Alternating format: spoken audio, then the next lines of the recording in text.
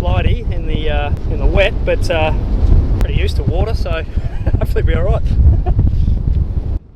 Yeah, so look, we've made our way back to the surface here at Lake Gairdner. We've had about 4 days where there's been a little bit of rain and unfortunately put more water back on the lake again, so it just dries out, then it seems to rain again, which has been a little bit of bad luck. But what we are going to try and do today, we've done some tailplane adjustments on Horonuku. So what we're looking at doing is doing a little bit of a test to see if we can actually self-start the craft on our own, which is actually part of the rules. You're not allowed to tow up to speed, you have to start from a standing start, but you can be pushed by humans.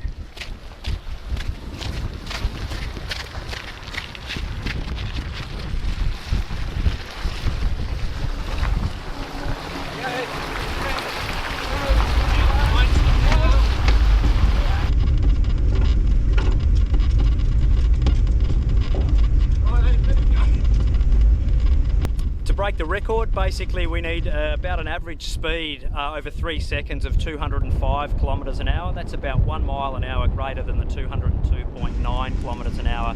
That is the current record at the moment.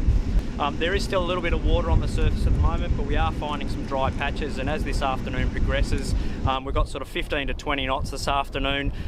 The salt's literally drying before our eyes, the water's all evaporating, and hopefully we'll have some nice little runway to get out and do some runs this afternoon.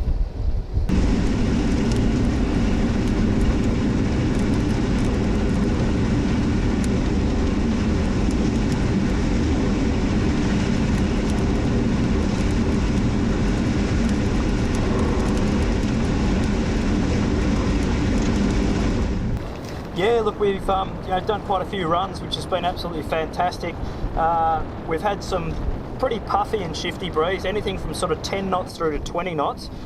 We were sort of hoping for more 20 knots and a bit above, but the runs that we did, you probably went through 10 knot puff and lull, 5 knots either side of probably 14 or 15 knots. So very difficult to know exactly what you're in, because we were radioing through the wind on the anemometers at each end, and it could be 10 knots difference at times. But yeah, learnt heaps. We learnt some good setup stuff, and absolutely fantastic to get out and do some runs. The salt's drying out really beautifully, so that's something that's really positive as we move forwards over the next few days.